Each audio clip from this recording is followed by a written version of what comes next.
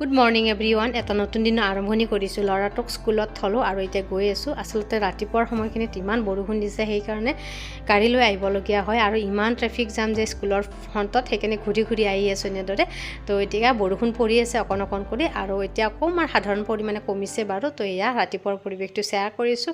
মানুহজন আৰু মই এনেদৰে গৈ আছোঁ। ৰাতিপুৱাও এনেকৈ ওলাই আহি ভালেই লাগে বাৰু, কিন্তু ঘৰত যথেষ্ট পৰিমাণে কাম থাকে। তো আজি বহুদিনৰ মূৰত আহিলোঁ ল'ৰাক থ'বৰ কাৰণে। বৰষুণ দি থাকিলে মানুহজনৰ অকলে দিগদাৰ হয়, গাড়ী পাৰ্কিঙৰ ঠাই নাপায়।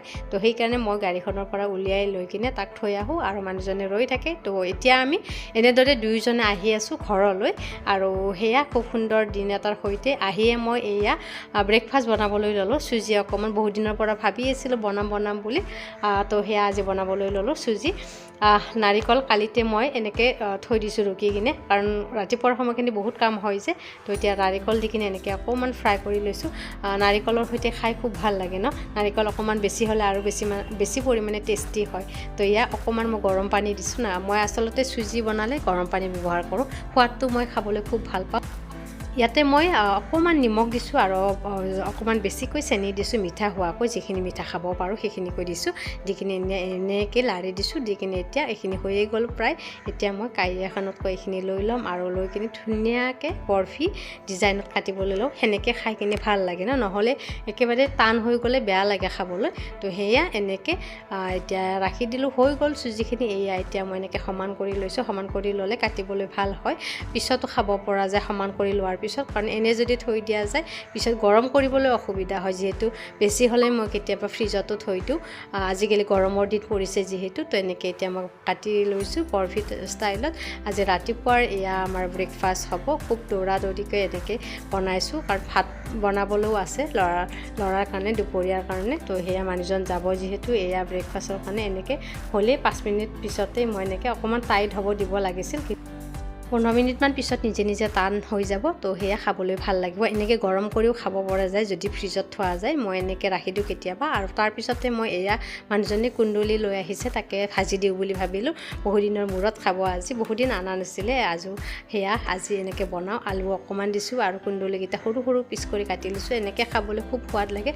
এটা জলকীয়া দিছোঁ, তো ভাজিছোঁ। একেলগে দুপৰীয়াৰ কাৰণেও হৈ যাব। ল'ৰাটোক অকণমান খুৱাম বুলি ভাবিছোঁ। এয়া দালি হৈ গ'ল মোৰ। দালি ভাজি এনেকৈ ৰাতিপুৱাৰ সাজ হৈ যায় আমাৰ। মানুহজনে টিফিন লৈ যাব, ব্ৰেকফাষ্ট কৰিয়ে টিফিনটো ৰেডি কৰিব লাগে। এয়া হৈ গ'ল। আৰু সেয়া তাৰপিছতে মই আনফালে নেচাৰা আৰু আলু ভাজিবলৈ লৈছোঁ। এইখন আঞ্জা ল'ৰাটো খাই খুবেই ভাল পায়। আলুখিনি খায়, নেচাৰাখিনি নাখায়। ইয়াৰে আলুখিনি খাই ভাল পায়। তো সেনেকৈ ভাজিছোঁ দুয়োটাৰ কাৰণে। মানুহজনকো দি পঠাম অকণমান, আৰু ল'ৰাটোৰ কাৰণে মই এনেকৈ দুপৰীয়াৰ কাৰণে ৰাখি দিম। তো এয়া এইখন ভাজিও হৈ গ'ল। আৰু ইয়াৰ লগত থাকিব টেঙাখন অকণমান দেৰিকৈ বনাম। আবেলি ল'ৰাটোক এয়া কাৰাটে ক্লাছত এনেদৰে লৈ আহিলোঁ। আজি কাৰাটে ক্লাছত আমাৰ ছাৰৰ ল'ৰাটোৰ বাৰ্থডে হয়। তো সেয়া কাৰাটে ক্লাছ শেষ হোৱাৰ পিছত এনেদৰে চেলিব্ৰেশ্যন কৰা গৈছে। খুব সুন্দৰকৈ চেলিব্ৰেশ্যন কৰা হৈছে, আৰু সেয়া পৰিৱেশটো শ্বেয়াৰ কৰিছোঁ। আমি গাৰ্জেনবিলাকো আজি ভিতৰলৈ সোমাই আহিছোঁ, আৰু সেয়া চাব খুব সুন্দৰকৈ পালন কৰা হৈছে। ল'ৰা ছোৱালীকেইটা খুব সুন্দৰকৈ বহি কিনে কেকটোৰ ফালে চাই আছে। কেক খাবলৈ প্ৰায় ল'ৰা ছোৱালীয়ে ভাল পায়। তো সেয়া এতিয়া কেক কাটিবৰ কাৰণে যা যোগাৰ কৰি আছে সকলোৱে লগ হৈ। মই অকণমান শ্বেয়াৰ কৰিছোঁ বাৰু। এয়া খুব সুন্দৰ এটা কেক বনাইছে বাৰু, খুব ধুনীয়া লাগিছে সঁচাকৈ। এয়া ল'ৰা ছোৱালীকেইটা পোৱালীকেইটা এতিয়া মুখতে লাগি যাব, ইমান ঠেলা হেঁচা কৰি আছে। তো তাকে বোলো অকণমান ডিচিপ্লিন কৰিব লাগিব ল'ৰাকেইটা, নহ'লে একেবাৰে কেকটো ভাঙিয়ে যাব। তাৰপিছতে মই এয়া বাকীবিলাকৰ সৈতে, এয়া বান্ধৱী একেলগে আমাৰ ল'ৰাৰ স্কুলত একেলগে পঢ়ে, তেখেতৰো ল'ৰাটো। তো ইয়াতে চিনাকি হৈছোঁ। তো সেয়া সকলোৰে লগত কথা পাতিছোঁ। আজি ভিডিঅ' বনাইছোঁ, ভাল লাগিছে ভিতৰৰ পৰিৱেশটো। আৰু সেয়া কথা পাতিছোঁ। এগৰাকী বাইদেউ হয় ইয়াতে, তেখেতৰো ল'ৰা এটা আছে ইয়াতে পঢ়ে। আৰু এয়া অৰ্থৱৰ মাক হয় এজনী। আমিতো একেলগে দিছিলোঁ আমাৰ ল'ৰা দুটাক এডমিশ্যন। তো সেয়া একেলগে পঢ়েও ল'ৰা। ভাল লাগে নিজৰ মানুহখিনিৰ লগত এনেকৈ ভিডিঅ' বনাই কিনে। তো সেয়া ভাল লাগিছে।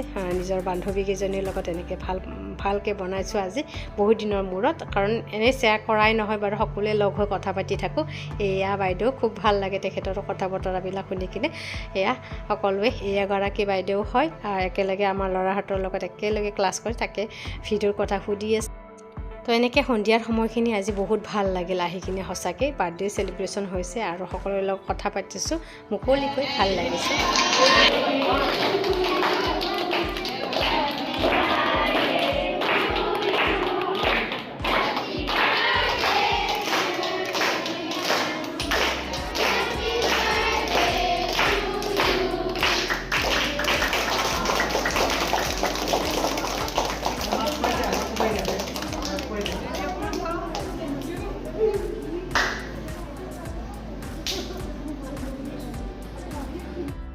কেক কটা হোৱাৰ পিছতে এয়া এতিয়া বাইদেউ ছাৰৰ বাইদেউ হয় ৱাইফ আচলতে তেখেতে খুব সুন্দৰকৈ কাটি দি আছে কেকটো কাটি সকলো বাচ্চাখিনিক ভগাই দি আছে বহুত ভাল লাগিছে কাটিবলৈ ষ্টাৰ্টিং কৰিছে আৰু আমাৰ গাৰ্জেনখিনিও হেল্প কৰিছে বাৰু মই অকণমান ভিডিঅ' কৰিছোঁ কাৰণ ভিডিঅ'টো শ্বেয়াৰ কৰিব লাগিব যে তাৰপিছত ময়ো কামত লাগিম বুলি ভাবিছোঁ এয়া সকলোৱে বহি লৈছে আৰু এতিয়া কেকখিনি এনেকৈ সজাই দিয়াৰ পিছত বাচ্চাকেইজনক দিব লাগিব খুব সুন্দৰ এটা কেক এনেকৈ আমি ছাৰৰ ল'ৰাৰ বাৰ্থডে চেলিব্ৰেশ্যন কৰিলোঁ খুব ভাল লাগিছে খুব সুন্দৰকৈ খোৱা লোৱা কৰাইছে বাচ্চাখিনিক সঁচাকৈ বহুত ভাল লাগিল আজিৰ সন্ধিয়াৰ সময়খিনি